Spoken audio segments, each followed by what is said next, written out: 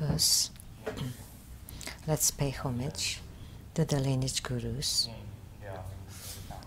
homage to the Venerable Monk Liaoming, homage to Master Sakya Zhengkong, homage to His Holiness the 16th Karmapa, and homage to Master Thubten Dorji, and homage to the main deity of Homa today, the Tara Bodhisattva, the green Tara Bodhisattva. Homage to the three jewels of the altar. Simu, all Dharma masters, Dharma educators, Dharma teachers, Dharma instructors, Dharma assistants, directors of temples and chapters, and all disciples present here and over the webcast. And our participating VIPs today are Madam to Ambassador Daniel Liao, the Taipei rep to Sweden and Norway, Dharma Sister Judy,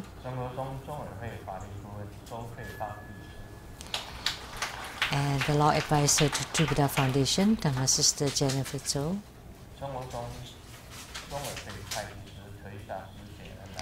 the Accountant to Tribhuda School, Dharma Sister Teresa and her husband Mary,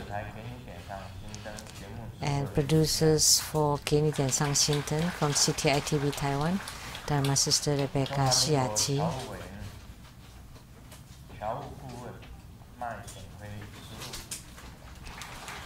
and the advisor to the Overseas Chinese of the Republic of China, Mr. Mai, and Dr. Ryan Zhuang, and Dr. Su Lin,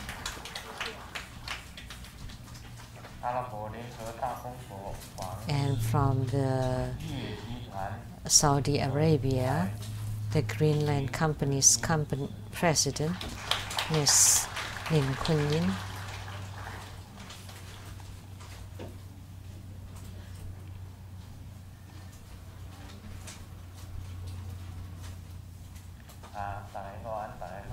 Good afternoon, everyone. How do you do?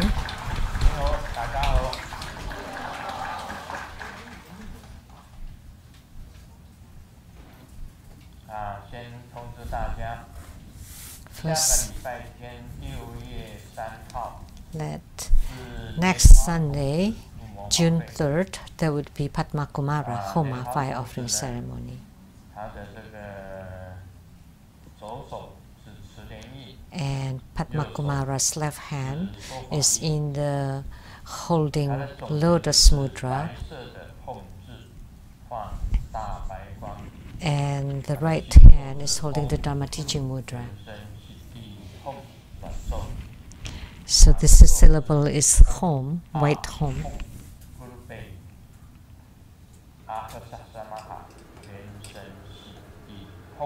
So those were the short and long mantras.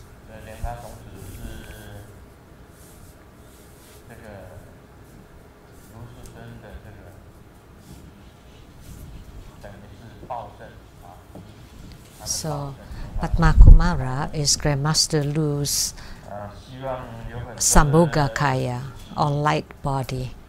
I hope that there would be many primary supplicants. It's a matter of faith here.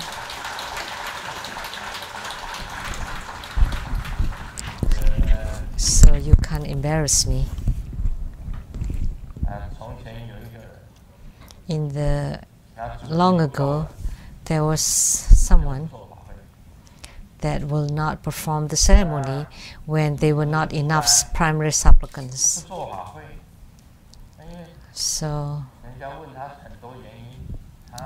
he did not perform ceremonies, and many people asked him why. And then finally he said, because the primary supplicants were too few.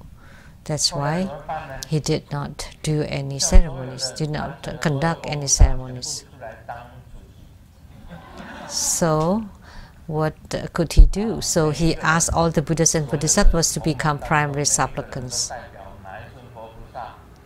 So all the disciples would represent each of the Buddhas and Bodhisattvas to become the primary supplicants before she wanted to do the ceremonies. and that person was XX. You would know before saying, because we have so many deities on the altar, right? So the primary supplicants become many. But for Grandmaster, it doesn't matter how many primary supplicants. But for Padmakumara's Homa, at least, well, I don't dare to say anything more, so just make your own decision. So our green Tara was the Tara Bodhisattva. So the green Tara is also Tara Bodhisattva. So the key points in practicing Tara in Kaohsiung, I had transmitted this Dharma practice. So if you just watch the videos from that ceremony, you would know. There's no need for me to say more today. So just check the teaching from the Kaohsiung ceremony for a few key points. So she's Tara Bodhisattva, and her origin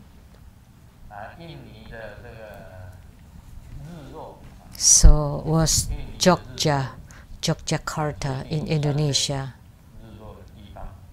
which is a place close to Jambi. So Atisha went there and paid homage to Green Tara, and Grandmaster too had gone to Yogyakarta and paid homage to Green Tara. So Guru Sarlingpa transmitted the Buddha Dharma to Atisha, and Atisha brought back the Buddha Dharma to India and then to Tibet. So she has 3 Pure Lands. This is very special. She has 3 Pure Lands. One is the Pure Land of Western Paradise, and the other one is the Bodhiloka Pure Land, and the other one is the joyous, dignified Pure Land. And of these 3, the Buddhaloka Pure Land is in the human world.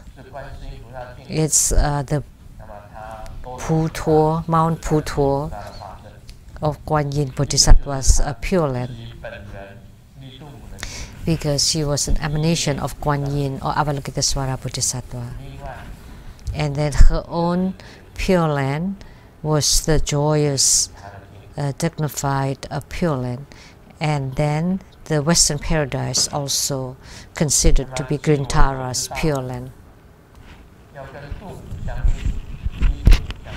And according to what I know, of all the Tantric Buddha Dharma, Green Tara is one of the easiest to gain spiritual union or yogic response. That Tara is the easiest to gain yogic union.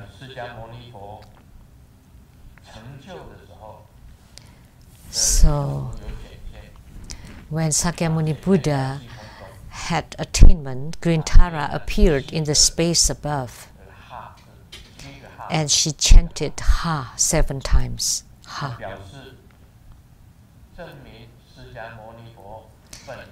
To prove that Sakyamuni Buddha had gained enlightenment.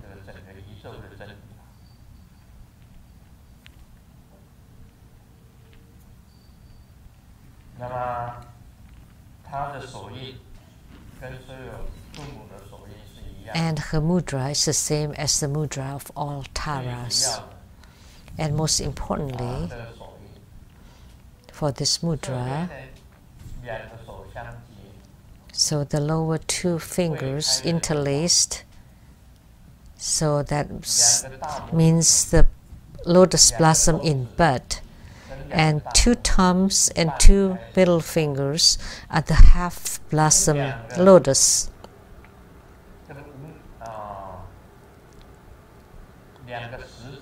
And the 2 index fingers are wide open, and that's the fully blossomed lotus. So this symbolizes the mudra for Tara. And then you rub the 2 thumbs, and the middle fingers are rubbing against each other, and visualize the appearance of Tara. By rubbing it this way, you touch the heart of the green Tara.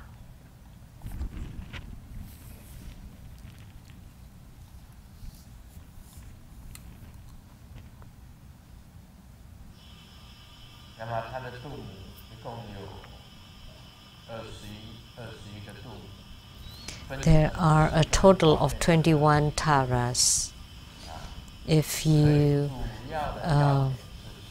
finally classified it, becomes 21 Taras, and primarily is to eradicate calamities. This would be the greatest deity for the calamities eradication. And her Vajra name,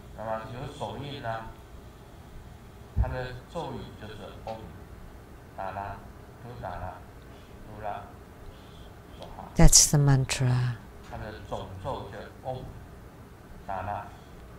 And the general mantra.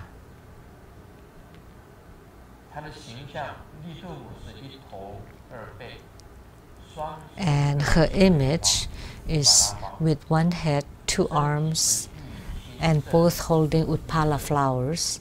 Her body is green and very slim and exquisitely beautiful. And the right feet is extending downward. And then the right hand is touching the right knee, and in the holding lotus mudra. And she is wearing a small 5 Buddha crown embellished with jewels, very elegant and beautiful, emanating lights, exquisitely beautiful.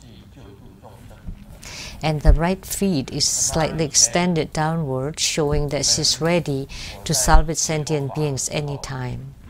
I remember when I studied Buddhism before,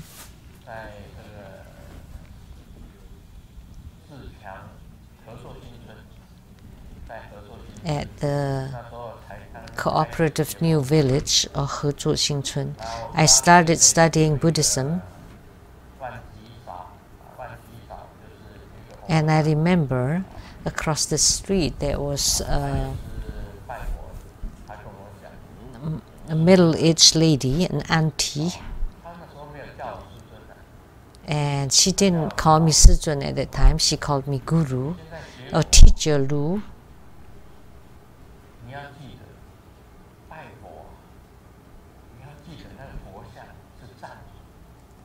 So when you pay homage to the Buddhas, please make sure that you want to enshrine the statues that are in a standing position but not in a sitting position. And I asked why.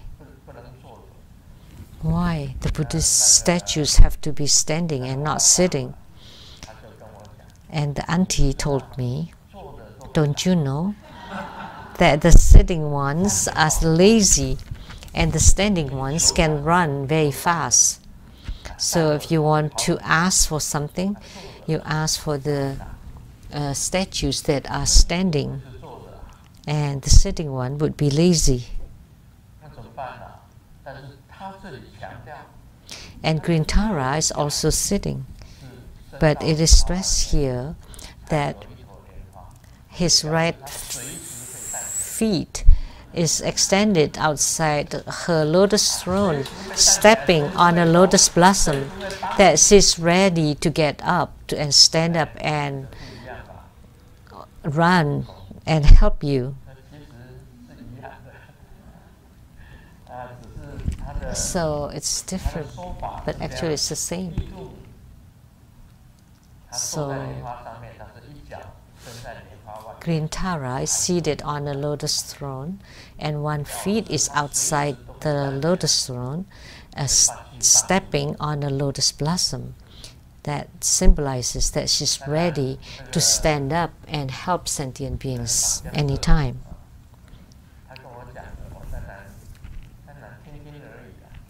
Of course, what that auntie told me, I just kind of, I didn't take it seriously. She said that the Western paradise is America. And, you know, she's not educated, but I have studied, right? So I knew. She was not educated, so she said that America is the Western paradise. But there are also problems in America, racism, and there are also disasters. So we can't say that the Western paradise is America. So does it mean if we come to America, we are at the Western paradise? So that's what's wrong. So I thought at that time,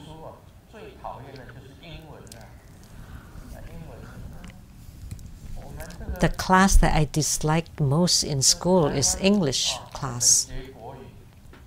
In Taiwan, we studied Chinese and then also Taiwanese. Why do I have to study English? And I thought, I don't want to go to America or to study abroad, especially because I stayed in the same class twice.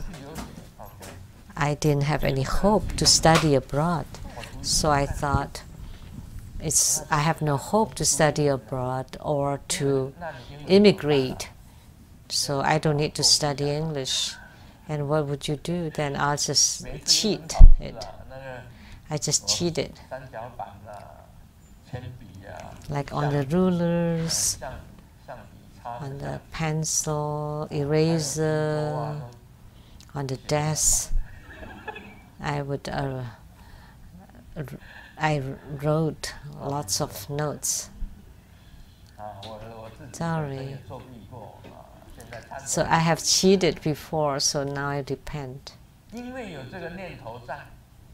Because I had such a thought. I didn't like English.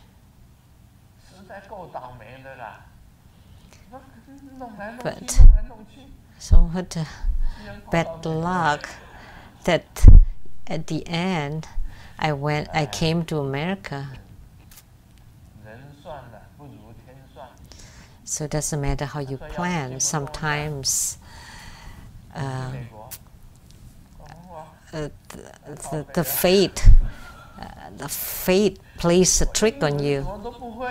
So when Golden Mother told me to go to America, I thought, oh no, I don't know any English. But Simu loves English in high school. Although I often said that Simu's English, I taught Simu's English, but that's a matter of faith. But actually her English is pretty good. And as for me, after coming so many years, how come nobody speaks English in the community? They either speak Taiwanese or Chinese.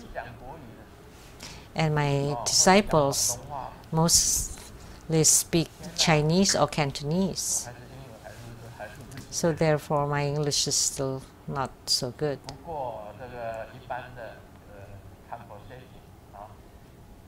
But the common conversation,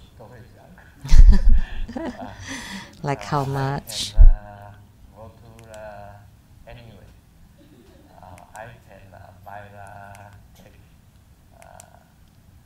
airplane, check in, check out, hotel, check in, check out, and order the food. 食衣住行还会食衣住行，一般的这个废话，一般的废话还是会。So just the common conversations, I'm pretty good still. How long have I been in America? 36 years. How come I still haven't mastered the English? But I cannot blame it on myself. I blame it on my environment. Because I'm always surrounded by Chinese. There's only one way for me to learn English. I want to marry a Caucasian or an English speaker.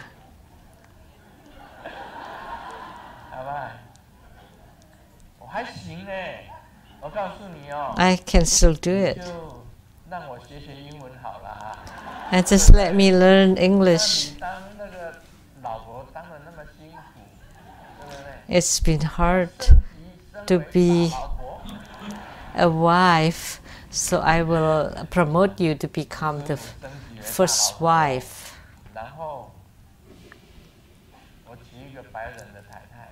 Then I'll marry a white wife.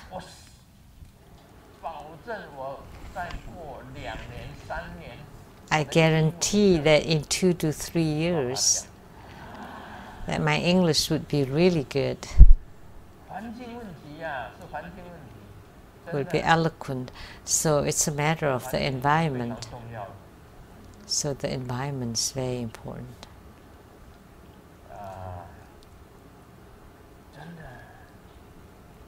Really.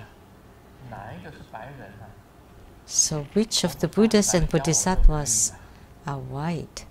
So I can have the Buddhas and Bodhisattvas teach me.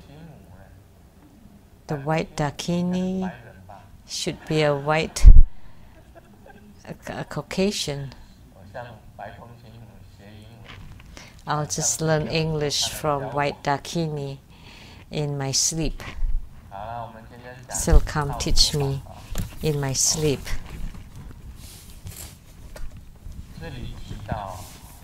Today let's continue to talk about Lamdre.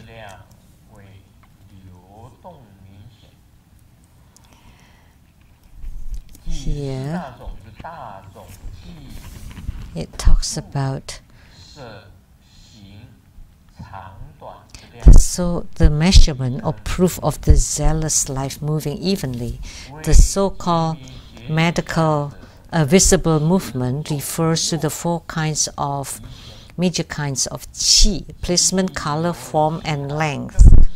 All of the above can be observed. The so-called determining presence refers to the sign that the qi can move from left to right and vice versa, and one can breathe through other routes or doors and can also block them.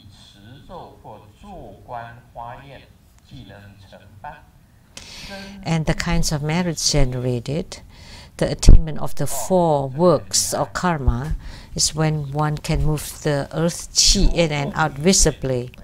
One would be able to accomplish the work for enrichment by chanting mantra, visualization, or generating vow. So you can observe the sign. You can't see the air.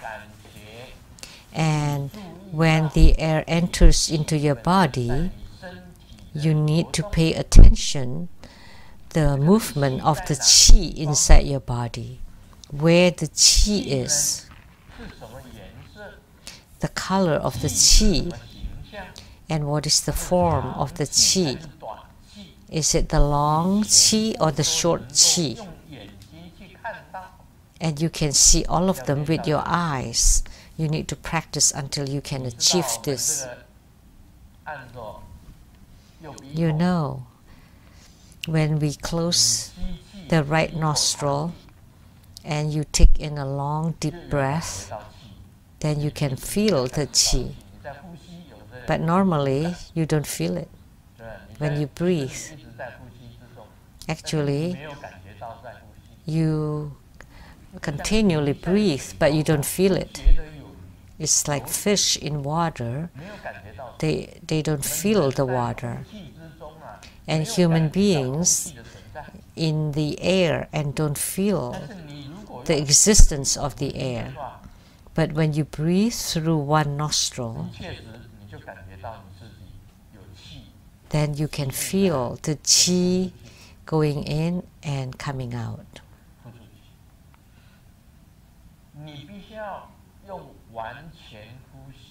You need to use complete breathing to inhale the air until it reaches the lower dantian area.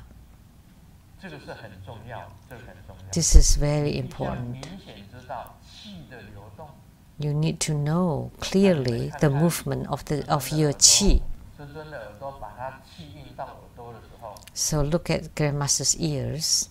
When I move the qi to my ears,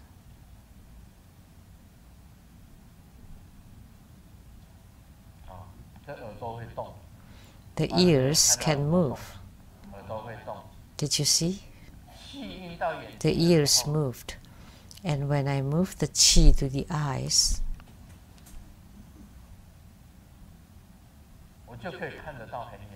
then I can see very far.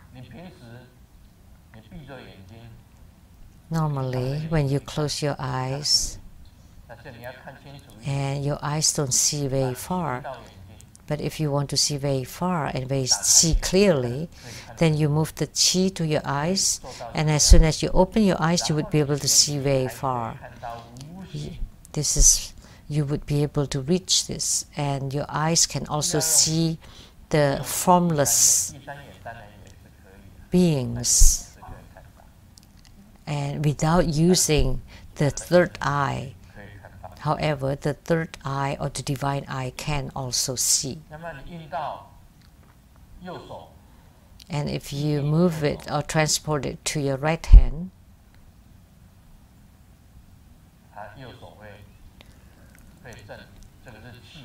the right hand would move. And then when you transport it to the left hand, then the qi would move in the left hand. Or when you move the qi to the dantian would move. Or to the secret chakra would move. Or to the feet, they would move.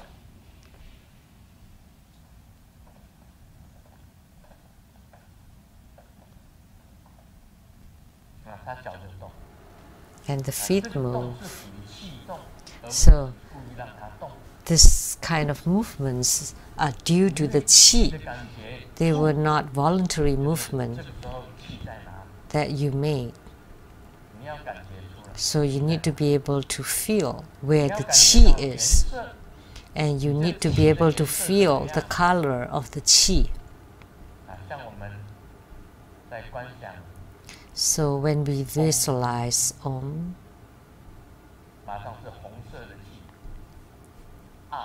it's Om, it's white qi.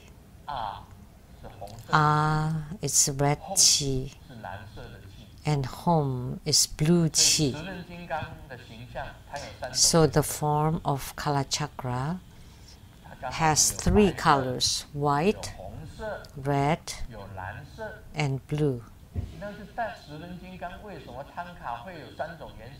Why are there three colors in Kala Chakra Tanka that represent the qi inside his body?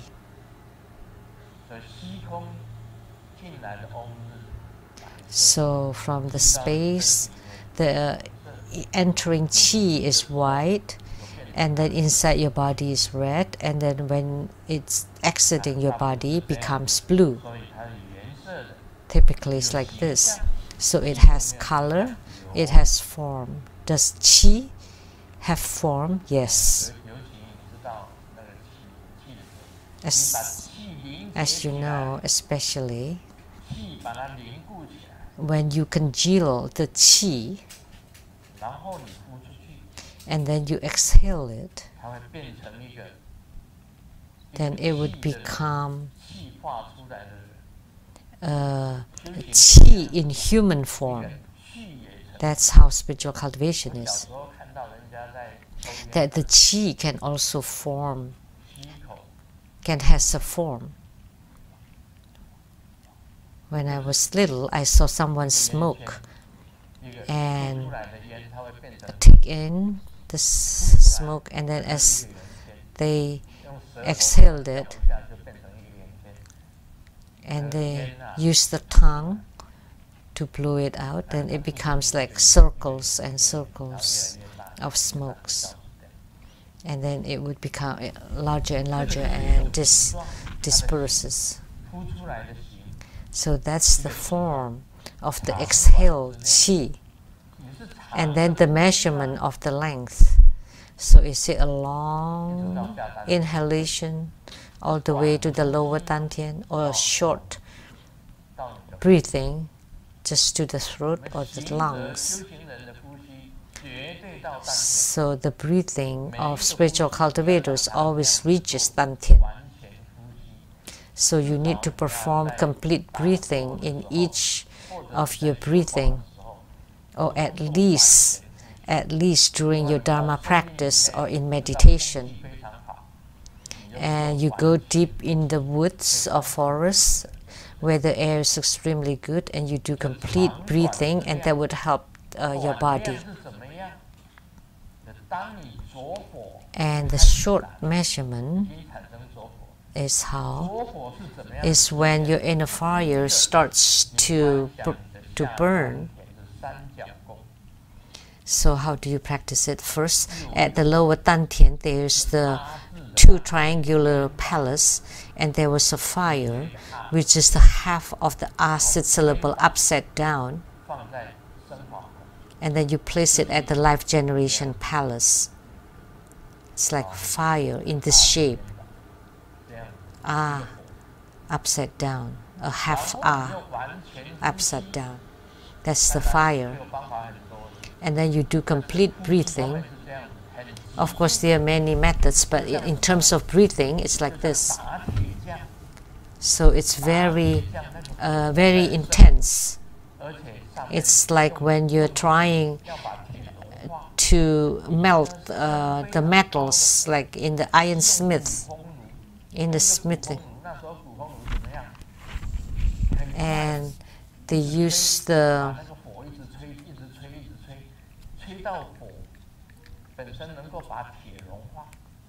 so you need to always blow on the fire until the iron can melt.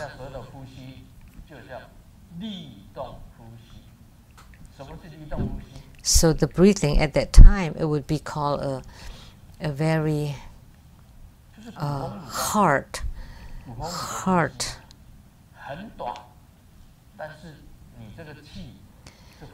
short and strong, and quick and hard. So you breathe very fast and strongly, and to fill your channels or your body with the qi, and to blow on that fire and to ignite it.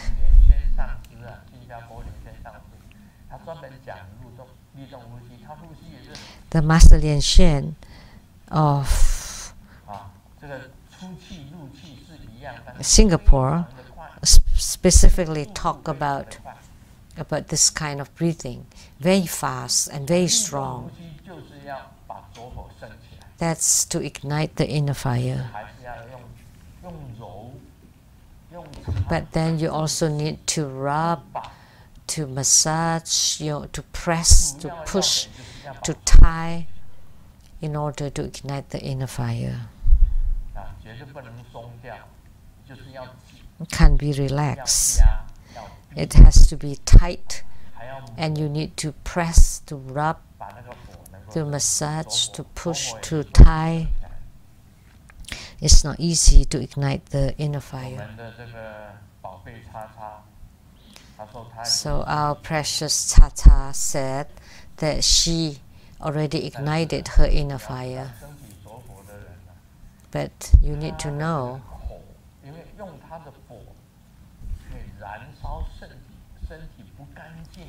because you can use that inner fire to burn away all the impurities and the contaminants and all the bad qi to disappear.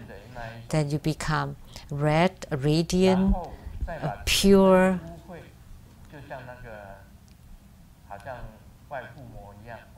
So it would be like the outer homa. Then you can burn away all the impurities. So you would have this kind of signs when your inner fire is already ignited. But by smelling the qi of her body, you can know if someone already has the inner fire ignited or not. Because someone, if she has had her inner fire ignited, then her qi would be pure, cool, fragrant. So very pure, clean, and cool, and fragrant. And one time, she was speaking to me face to face, and she said something, and I smelled her breath. The flowers would wilt and would close. I wouldn't dare to breathe, because she claimed at that time that her inner fire had been ignited and it had been incredible.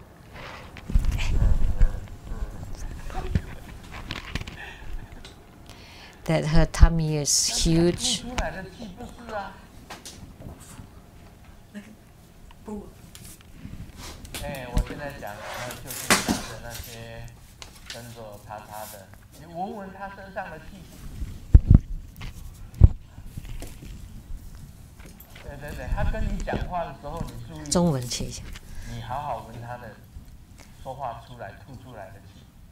So when you speak with X, just smell her breath, and it's really smelly. So it's really foul smelling.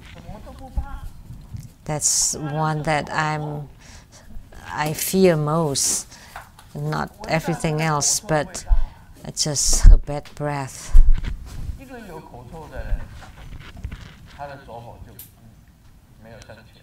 So someone with bad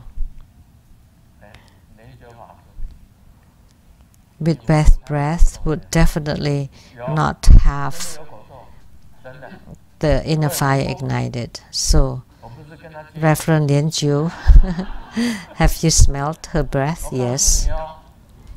And I have smelled hers, and not because I was kissing her.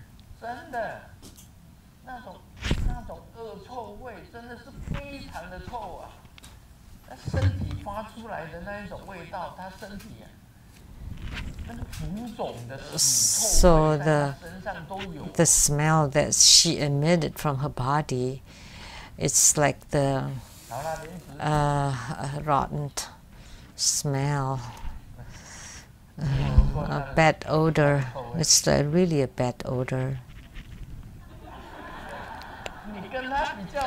She thinks she has a big tummy like a furnace.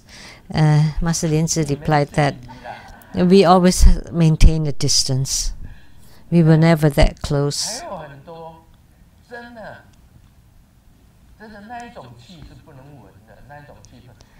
So that kind of smell can. So a qi practitioner will not have such a smell. But of course, sometimes after meals and you don't brush your teeth, there's a certain smell. But after you brush your teeth and yet you still give out that kind of foul smell, then that's something wrong. So after brushing your teeth, you shouldn't have such smell.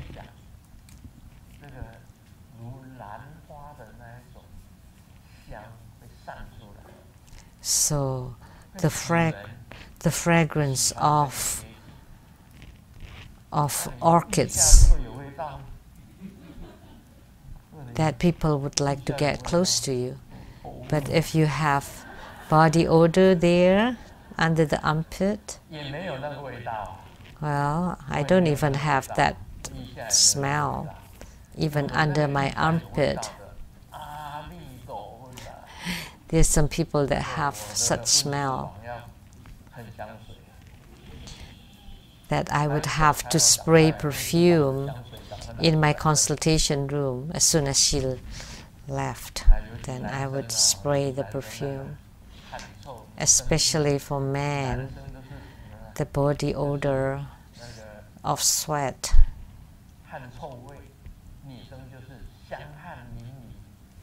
The Chinese say that the smelly sweat of men and the fragrant sweat of women. But actually women also have such horrible smell. So that's how it is. But if you practice qi, then you would be able to observe this. And the qi can move from left to right. See, like me, the qi was on the right hand, now it's on the left, and in a moment it's on my feet. And in a moment it's going up. So 4 kinds of major qi.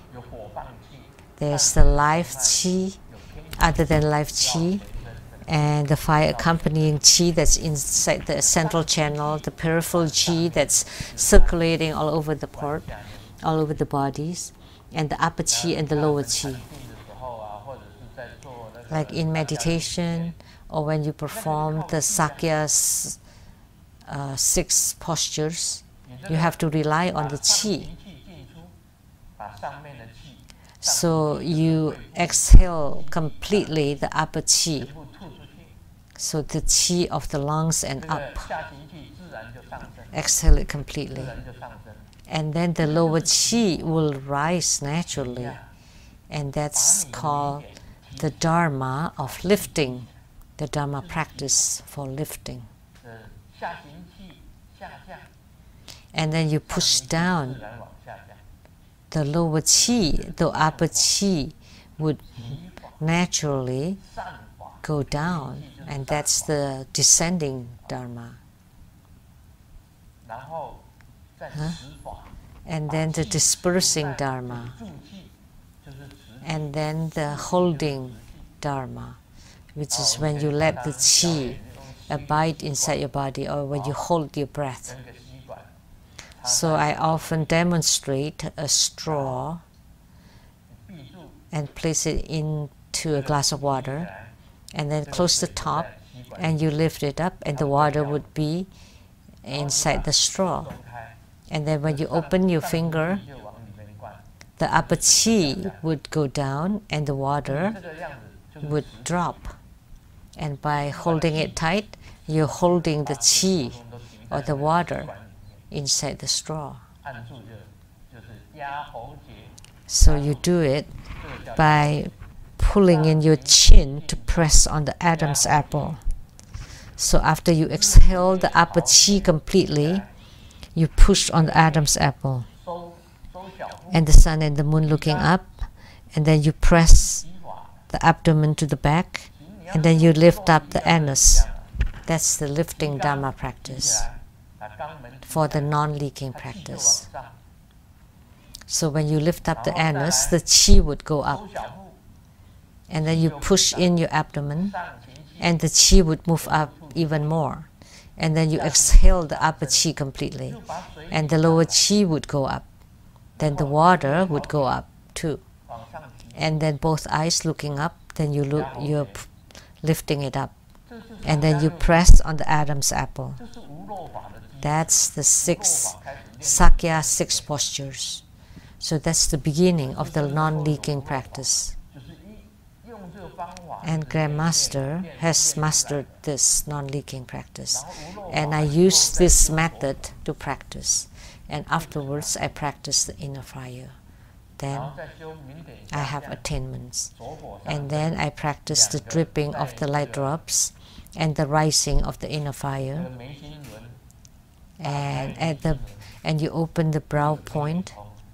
And then you have the transcendent power of the divine eye, and then you open the throat chakra, then you have the wisdom of the observation, and then you open the heart chakra, and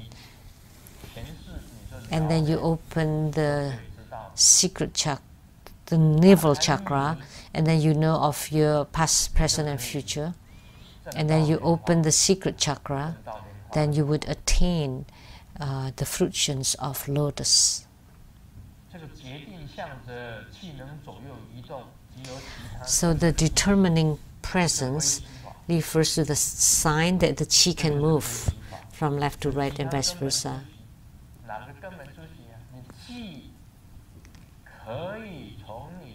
And the chi can exit from your secret chakra, or the chi can exit from your anus.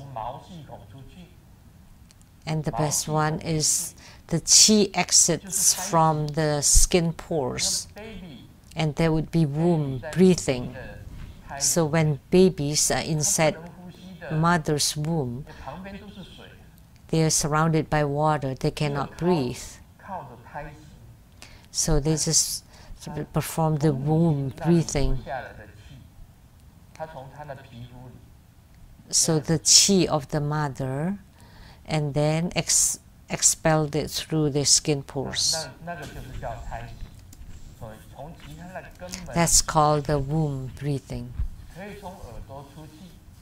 And you can exhale from the ears too.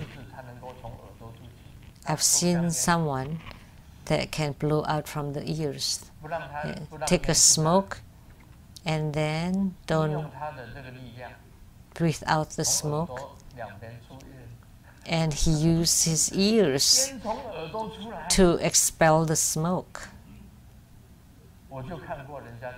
I've seen someone do that. It's so easy to exhale the smokes from the nose. Master can do that too.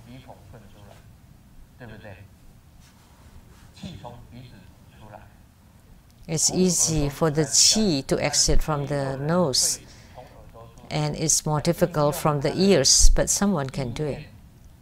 So you use your thought, and through the channels, because they're all interconnected, and then he could exhale through his ears.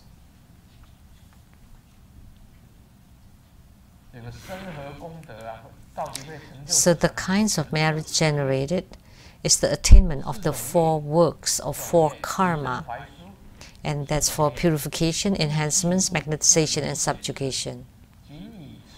When one can move the earth chi in and out visibly, one would be able to accomplish the work of enrichment by chanting mantra, visualization, or generating vow.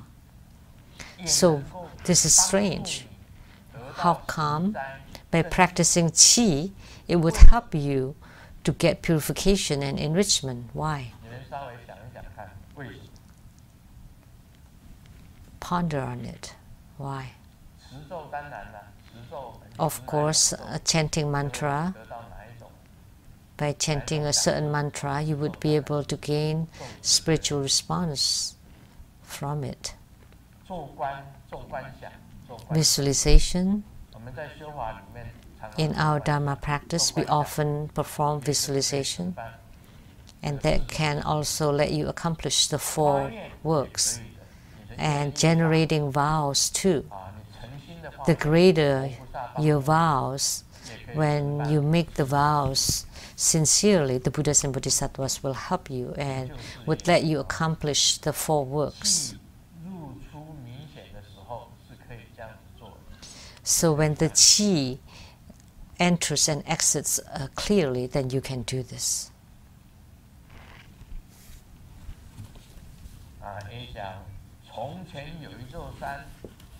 In the past, there was a mountain that's called the Huozhen mountain. Inside the mountain, there's a temple that's called the Huozhen temple. And there, inside the temple, there's a sword, and it's called Huozhen sword. And in Chinese, it sounds like I'm really a jerk. I was trying to get some hot water into a thermos, and I saw a fly on my feet, and my brain stopped. So I poured the hot water to the fly that's on my feet. So now I have to stay in bed with the swollen feet. So actually in our qi practice, sometimes we're like that too. That the qi can enter into the demonic channel. Like the qi goes into the wrong place. So in our qi practice, treasure with energy yoga is more dangerous, but the 9 cycle Buddha breathing is not. And Vajra chanting is in the middle. So in your practice for concentration, you first practice the 9 cycle Buddha breathing and then the Vajra chanting. And once you master it, you practice the treasure with energy yoga. Because treasure with energy yoga is very forceful. So sometimes it would go to the wrong path or the deviant path, and that can be dangerous. So don't make a mistake. Just follow the instructions of the Guru. Some people are in a rush, and the qi goes to their heads. And then if you continue, the qi flows with the water. So say if you hold the breath too long, your blood pressure will rise. And then the brain vessel sometimes can break. So it can be dangerous.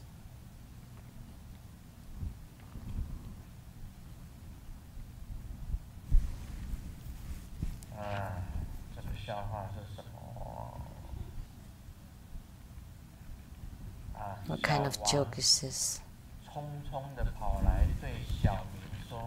Xiao Wang rushed to find Xiaoming. How come you still enjoying your mahjong? And your wife is... Xiaoming took his friend to rush to his wife and then told Xiao Wang that your wife is playing tricks on you or stealing time. And then Xiaoming went and see his wife with the man, but then he came back and told Xiao Wang that, hey, why are you so worried? Because I don't even know the man. Okay, let me tell a few jokes.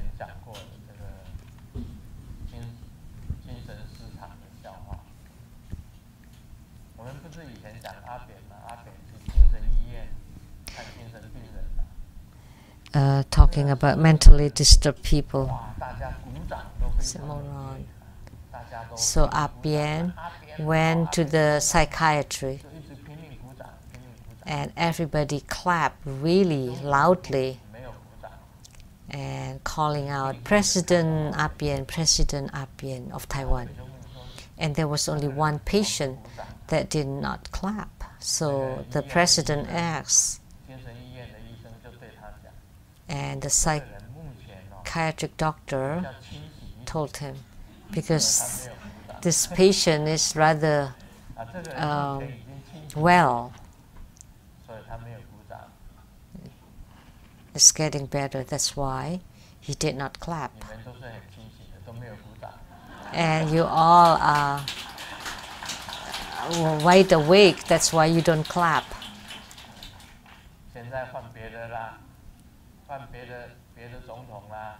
And now we have a different president. After President Apien, President Ma Ying-jeou. Now, after that, there's President Tsai Ing-wen. So can we use this story? It's hard to find a normal president.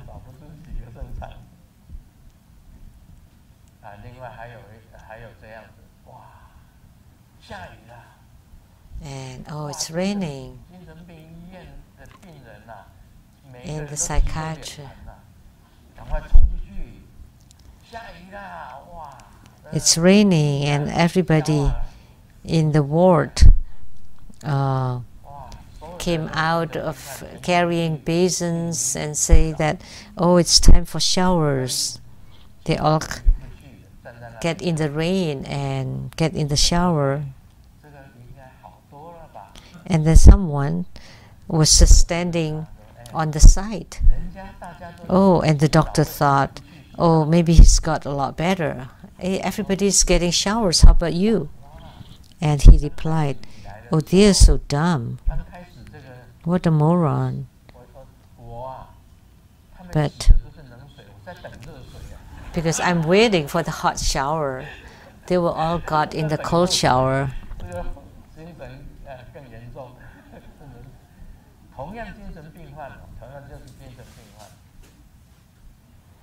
They're all mental patients.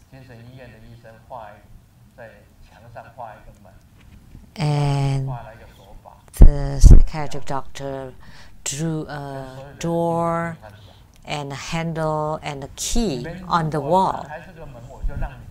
And he told all the patients, if you can open the door, then I would let you go out. They all rushed to the door, and of course they couldn't go through because it was a fake door just drawn on the wall. But there was a patient standing, smiling coldly on the side, and the doctor thought maybe he's gotten better and asked him, everybody was trying to open the door, how come you didn't? And he said, oh, they were so dumb, they're just fools. They're all sick because the key is here with me.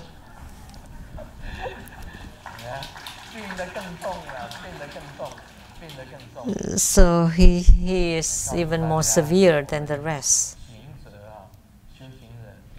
So as spiritual cultivators, we should have the proper thoughts. It's extremely important. The proper, the righteous thoughts of Buddhism.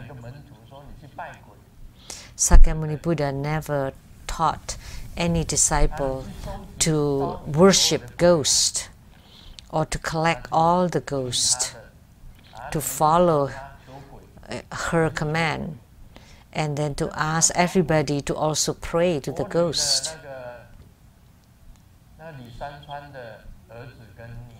So in Folin chapter, the Li Sanchuan's daughter and son asked Grandmaster, Grandmaster, why didn't you tell us earlier? Because X had said it long ago to tell people to pray to the XX hall. And do you know what XX hall is? Oh, that's ghost. They're all ghosts. and they don't cultivate spiritually, and they don't have any attainments, so they're not on the levels of the gods. So that's why you have to have the right thought.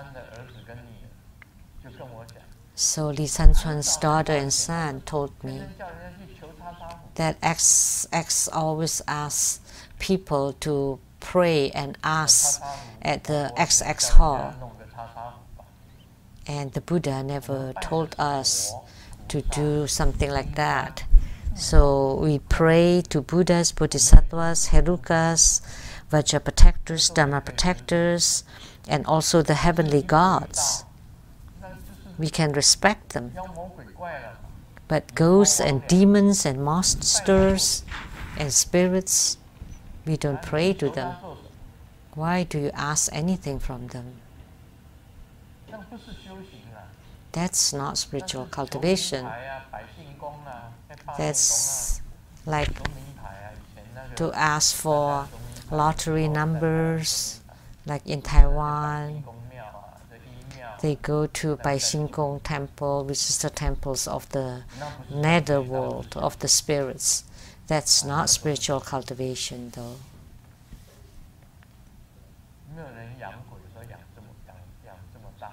Nobody ever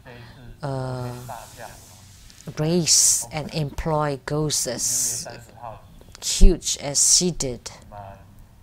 So on June 30th, the Luo Tian Da Jiao, the Grand Bridal Deliverance Ceremony in Oakland, can be attended by young and old, because all the Buddhas, Bodhisattvas, all the heavenly beings, and all the officers of hells, all the kings of ghosts would also descend and would protect everybody.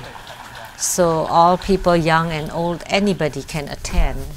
There will not be any danger, because you have invoked all the Buddhas and Bodhisattvas of the whole universe, or of the whole heavenly realms. Of the whole heavenly realms.